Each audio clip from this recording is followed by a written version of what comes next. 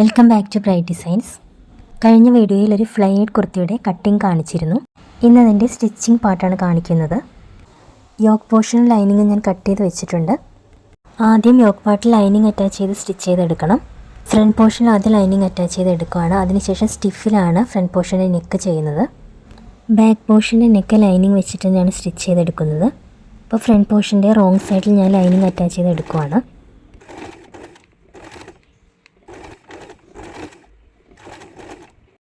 അപ്പോൾ ഫ്രണ്ടൊക്കെ ചെയ്യുന്നത് സ്റ്റിഫിലാണ്.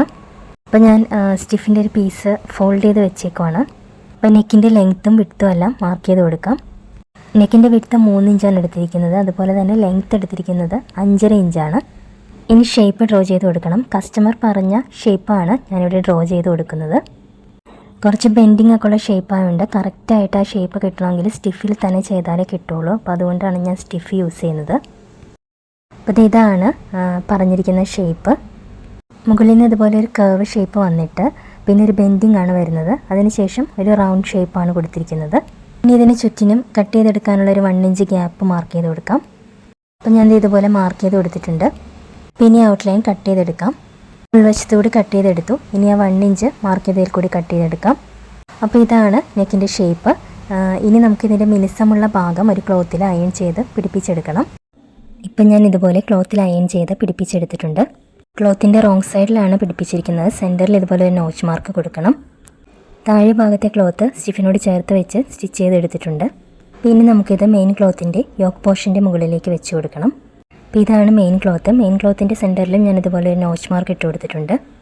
ഇനി നമ്മൾ സ്റ്റിഫ് ഒട്ടിച്ച പീസിൻ്റെ നോച്ച് മാർക്കും ഈ മെയിൻ ക്ലോത്തിൻ്റെ നോച്ച് മാർക്കും തമ്മിൽ ചേർത്ത് വെച്ച് കൊടുക്കണം. 2 പീസിൻ്റെയും നല്ല വശങ്ങൾ തമ്മിൽ ചേർത്താണ് വെച്ചിരിക്കുന്നത്.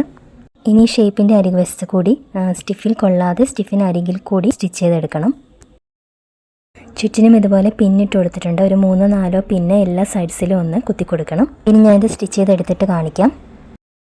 ഇപ്പം ഞാനിത് സ്റ്റിച്ച് ചെയ്തെടുത്തിട്ടുണ്ട്. ഇനി ചുറ്റിനും ഒരു 4 ഇഞ്ച് ഗ്യാപ്പ് നിർത്തിയിട്ട് ഉൾവശം നമുക്ക് കട്ട് ചെയ്ത് മാറ്റണം. ആ ഗ്യാപ്പാണ് ഞാനിവിടെ മാർക്ക് ചെയ്ത് കൊടുത്തിരിക്കുന്നത്. ഇപ്പം ഞാൻ കട്ട് ചെയ്ത് മാറ്റിയിട്ടുണ്ട്. ഇനി ചുറ്റിനും നോച്ച് മാർക്സ് ഇട്ട് കൊടുത്ത ശേഷം ഈ ഷേപ്പ് നമുക്ക് ഉള്ളിലേക്ക് മറിച്ചെടുക്കാം. കോർണേഴ്സിലെല്ലാം കട്ടിങ് സെറ്റ് കൊടുക്കണം. എന്നാലേ നമ്മൾ മറിച്ചിടുമ്പോൾ കറക്റ്റ് ഷേപ്പ് വരുള്ളൂ. അപ്പോൾ നെക്കിൻ്റെ ഷേപ്പ് ഇതുപോലെയാണ് വരുന്നത്. അപ്പം ഞാനിതിന് പുറത്ത് ഒരു ടോപ്പ് സ്റ്റിച്ച് ചെയ്തിട്ടുണ്ട്. അങ്ങനെ ഫ്രണ്ട് നെക്കിൻ്റെ സ്റ്റിച്ചിങ് കഴിഞ്ഞു. ഇനി ബാക്ക് നെക്കാണ്. ബാക്ക് നെക്കിൻ്റെ വിഡ്ത്ത് 3 ഇഞ്ചാണ് എടുക്കുന്നത്. അതുപോലെ തന്നെ ഇറക്കം 4 ഇഞ്ചാണ് എടുത്തിരിക്കുന്നത്. റൗണ്ട് ഷേപ്പാണ് കൊടുക്കുന്നത്.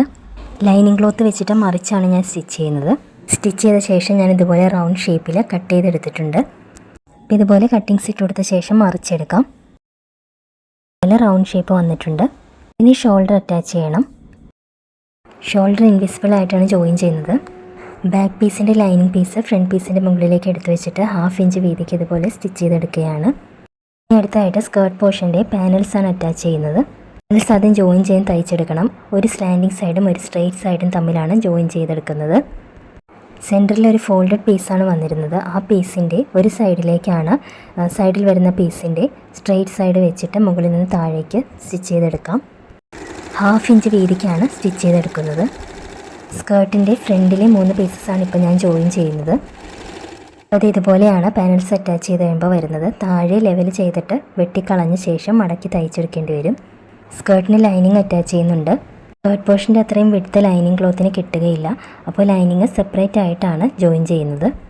അപ്പോൾ സ്കേർട്ട് പോർഷൻ്റെ റോങ് സൈഡിൽ ലൈനിങ് ഇതുപോലെ വെച്ചിട്ട് സ്കേർട്ടുമായിട്ട് ചേർത്ത് സ്റ്റിച്ച് ചെയ്തെടുക്കാൻ പോവാണ്. ബാക്ക് പോർഷനിൽ സ്കേർട്ടിന് ലൈനിങ് ഇതുപോലെ തന്നെ അറ്റാച്ച് ചെയ്യുന്നുണ്ട്. അപ്പോൾ അത് യോക്ക് പോർഷനും സ്കേർട്ടുമായിട്ട് അറ്റാച്ച് ചെയ്തെടുത്തിട്ടുണ്ട്. ബാക്ക് പോർഷനിലും സ്കേർട്ട് ജോയിൻ ചെയ്തെടുത്തിട്ടുണ്ട്.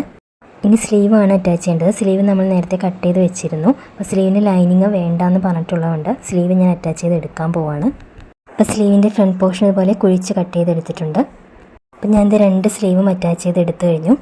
അപ്പോൾ ഇനി സൈഡ് ഷേപ്പ് ചെയ്ത് സ്റ്റിച്ച് ചെയ്തെടുക്കണം. അപ്പോൾ ഞാനിവിടെ ഷേപ്പ് മാർക്ക് ചെയ്ത് കൊടുത്തിട്ടുണ്ട്. താഴെ സ്കേർട്ട് പോർഷൻ വരെ സ്റ്റിച്ച് ചെയ്തെടുക്കണം. സ്ലീവ് മുതൽ യോക്ക് വരെ നമ്മൾ സീം എലമെൻറ്റ്സ് ഇട്ടിട്ടുണ്ടായിരുന്നു. ആ ഷേപ്പ് അവിടെ മാർക്ക് ചെയ്ത് കൊടുത്ത ശേഷം സ്കേർട്ടിലേക്ക് എത്തുമ്പോൾ സ്കേർട്ടും ലൈനിങ്ങും സെപ്പറേറ്റ് ആയിട്ട് 1/2 ഇഞ്ച് വീതിക്ക് സ്റ്റിച്ച് ചെയ്തെടുക്കുകയാണ് ചെയ്യുന്നത്. ലൈനിങ്ങിൻ്റെ താഴ്ഭാഗവും സ്കേർട്ടിൻ്റെ താഴ്ഭാഗവും സെപ്പറേറ്റ് ആയിട്ടാണ് മടക്കി തയ്ച്ചെടുക്കേണ്ടത്. ഫ്ലെയർ കൂടുതലുള്ളതുകൊണ്ട് ആദ്യം ഒരു 1/4 ഇഞ്ച് വീതിക്ക് മടക്കി വീണ്ടും ഒരു 1/4 ഇഞ്ച് വീതിക്ക് മടക്കിയെടുത്ത ശേഷമാണ് താഴ്ഭാഗം സ്റ്റിച്ച് ചെയ്യേണ്ടത്. ഇതുപോലെയാണ് സ്റ്റിച്ച് ചെയ്യേണ്ടത്, അല്ലെങ്കിൽ ചുളിവ് വരും. ഞാൻ സൈഡ്സ് എല്ലാം തയ്ച്ച ശേഷം ഇൻ്റർലോക്ക് ചെയ്യുവാണ്.